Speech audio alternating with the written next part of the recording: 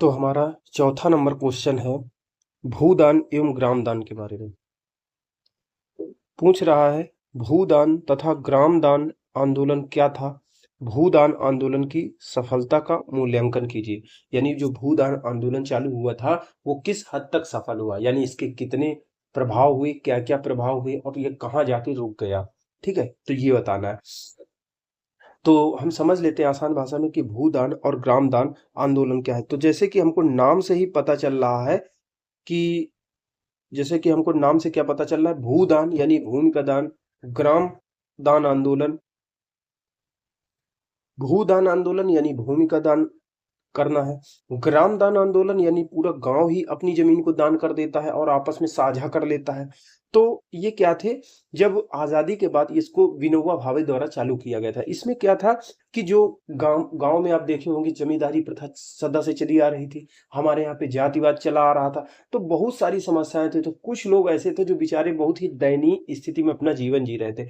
90% लोग आजादी के बाद तो उनके पास मतलब 50-60% लोग तो जमीन ही नहीं थी। ज्यादातर लोग तो जमींदारों के खेतों में खाली मजदूर ही थे, उनके पास कोई जमीन नहीं थी, उनको बेगार करवाया जाता था। और जो जमींदार वगैरह थे सारे बड़े बड़े लोग तो विलासितापूर्ण जीवन जिया करते थे। तो इसी समस्या का समाधान करने के लिए आचार्य विनोबा भावे ने गांधीवादी तरीके से, स्वैच्छिक तरीके से एक आंदोलन चलाया, जिसमें उन्होंने जो बड़े बड़े किसान थे जिनके पास हजारों एकड़ जमीन है, ठीक है, बड़े बड़े जो जमींदार थे, जागीरदार थे, उनसे याचना की जाती थी, उनसे रिक्वेस्ट की जाती थी कि आप जो अपने गांव के ही, जो अपने आसपास के जो क्षेत्र के लोग हैं, जो गरीब लोग हैं, गरीब किसान हैं, मजदूर हैं, उनकी दशा में थोड़ा सुधार करने के लिए थोड़ा प्रयास तो करिए।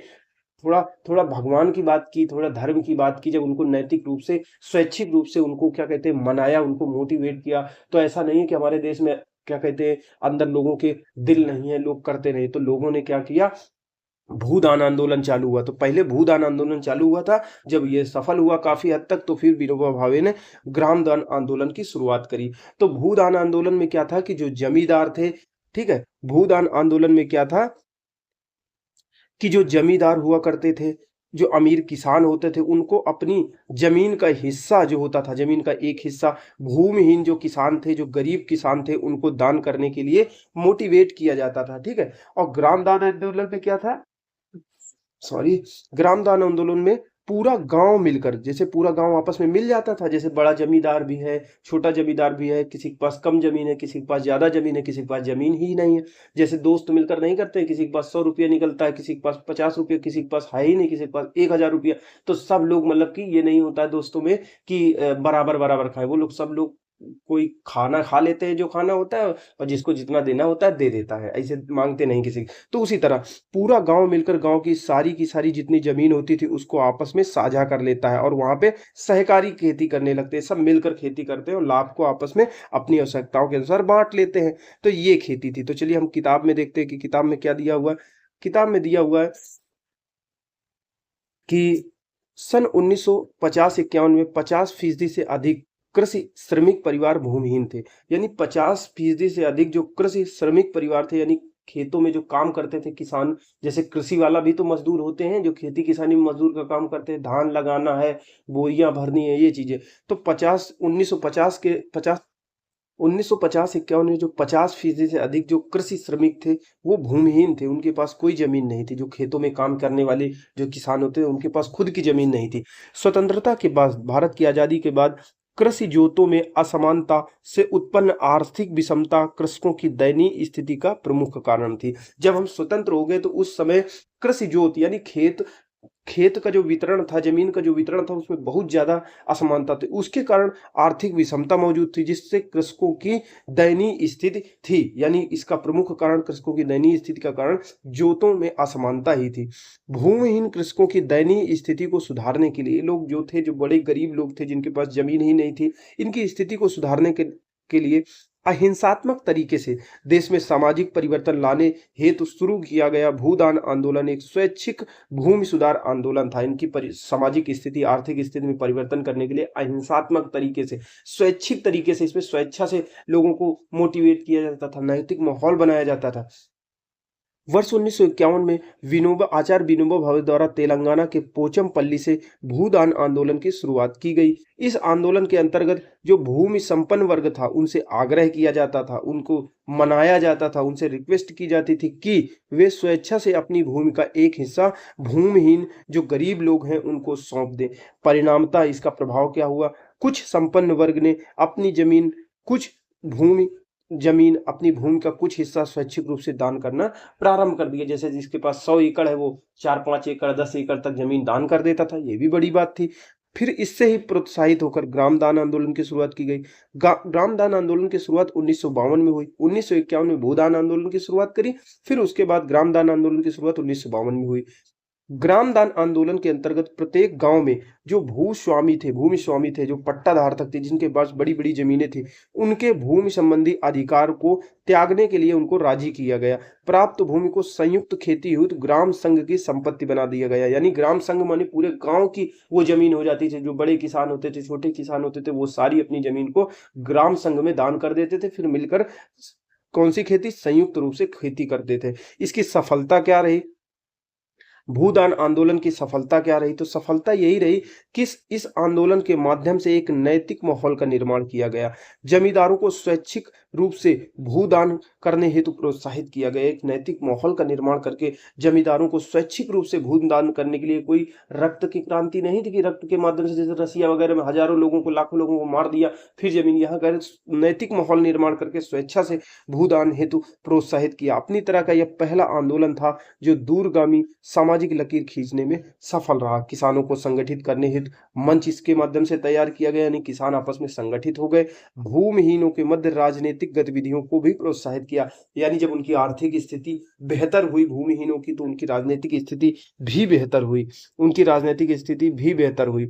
तो अब आंदोलन की कमियां क्या रही? यही असफलता की बात करें, जब मूल्यांकन की बात आती है, सफलता तो ये रही। सफलता हम देखते हैं कि भूदान आंदोलन से क्या हुआ, काफी जमीन भी मिली, लेकिन असफलता क्या रही? असफलता को देखते हैं।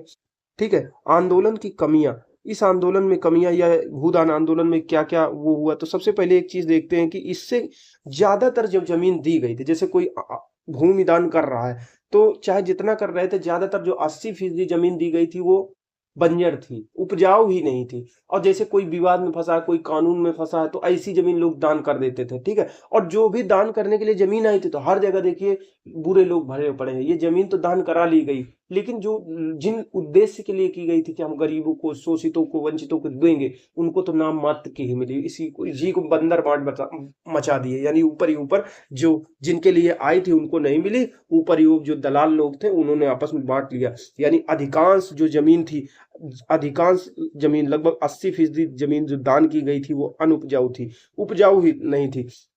अधिकतर जो भूमि थी वो मुकदमेबाजी में फंसी हुई थी। ठीक है, भूमिहीनों को तो नाम मात्र की ही मिली थी दान की गई जमीन, इसलिए अपने उद्देश्यों को प्राप्त करने में यह आंदोलन सफल नहीं हो पाया, मतलब ज्यादातर सफल नहीं हो पाया। आंदोलन व्यापक जन भागीदारी जुटाने में असफल रहा, यानी जमीन को दान करने के लिए कहोगे तो कौन करेगा, तो हुआ, एक हद तक हुआ, लेकिन व्यापक स्तर पर जन भागीदारी इसमें नहीं आई। और ऊपर से सब सरकार घुस गई इसमें, सरकार समर्थन देने लगी, तो लोगों को लगा कि सरकार बेवकूफ बना रही है। तो व्यापक आंदोलन व्यापक जन भागीदारी जुटाने में असफल रहा। जहां भू सामर्थ्य में असमानता अधिक थी वहां सफल नहीं हो पाई, जहां बहुत ज्यादा अमीर गरीब दिखाई थी वहां तो बिल्कुल भी ये आंदोलन सफल नहीं हो पाया। अब समझते हैं इसके परिणाम क्या हुए। तो परिणाम तो काफी अच्छे हुए। कई राज्य ऐसे आएंगे, तो कई ऐसे राज्य आए, कई राज्यों ने भूदान आंदोलन के उद्देश्यों की प्राप्ति करने के लिए कानून बनाए। इस आंदोलन को जब देखा भूदान ग्राम दान आंदोलन अच्छा है, तो इनको लागू करने के लिए अब सरकार आगे दे रही, सरकार कानून बनाएगी, तो अच्छा है, सरकार के नजरिए से तो अच्छा है, सरकार समर्थन देगी, सहायता देगी, तो जनता को लगेगा कि सरकार अपने फायदे के लिए कर रही है, तो जनता दूर हट जाएगी। क्योंकि पेड़ लगाओ कहेगी, मान लो तुम पेड़ लगाते हो रोड के किनारे, और कुछ दिन बाद जब वो तैयार हो जाएंगे, आप पूरी जिंदगी पानी डालोगे, कह देंगे हमारे पेड़ हैं। तो इसीलिए जनता समझ गई थी, जनता मतलब सरकार जब शामिल हो गई थी तो जनता बाहर हो गई थी। कई राज्यों ने भूदान आंदोलन के उद्देश्यों की प्राप्ति हेतु कानून बनाए। इस आंदोलन को शुरू में कुछ सफलता मिली, किंतु स्वैच्छिक आंदोलन की जगह, जब ये पहले स्वैच्छिक आंदोलन था, लेकिन उसकी जगह में जब सरकारी सहायता प्राप्त कार्यक्रम में परिवर्तित हो गया, तो इसने अपना महत्व खो दिया।